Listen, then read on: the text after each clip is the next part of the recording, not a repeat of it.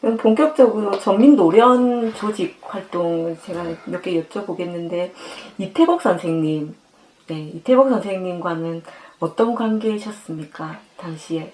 네. 이태복은 이제 국민대학교를 지금 다녔고, 네네.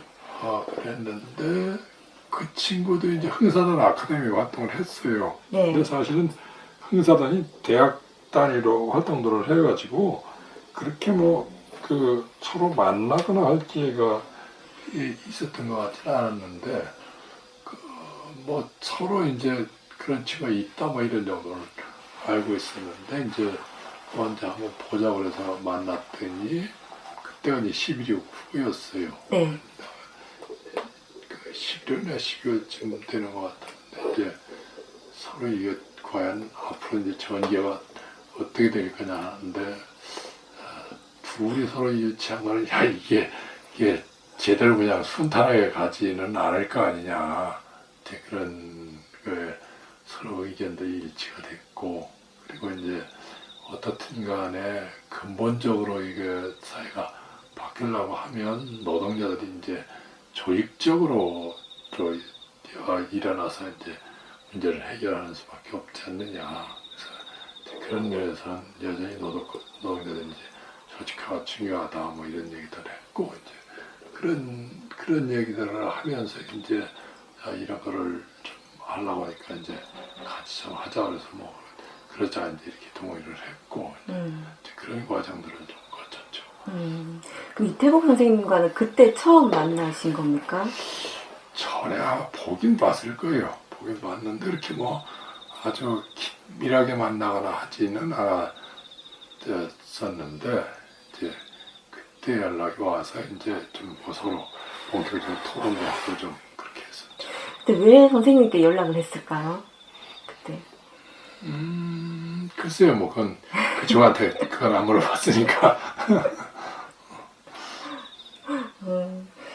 그 전민노련 결성에 관한 구체적인 이야기가 그때부터 이제 시작이 된 겁니까? 10월 예, 20일 이후에 그렇죠. 그 예. 이태복 선생님 만난 예. 그 이후부터 본격적으로 이제 논의가 시작이 되었고, 그 다음에 이제 결성이 되지 않습니까? 그 예. 과정을 좀 기억나는 대로 한번 말씀해 주십시오.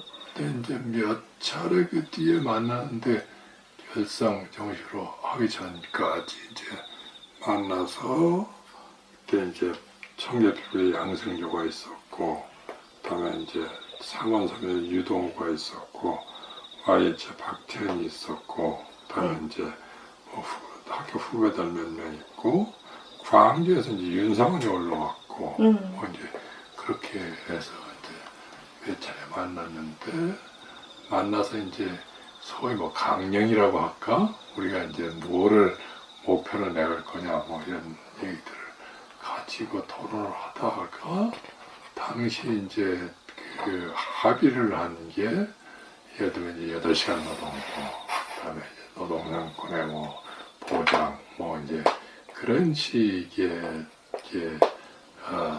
그렇게 도드라질 거 없는 그런 이제 노동운동의 요구, 이제 그런 정도들을 합의를 했어요. 합의를 하고 이제 그걸 규약도 만들고 또 하고 했는데, 이제 그거는 다 그 뒤에 없어버려가지고,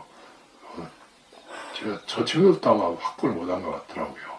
그렇게 했고, 이제 그런 정도를 중심으로 해서 어떻든 이제 전민노련이라고 조직을 이제 시작을 한다, 이제 그렇게 합의를 했죠.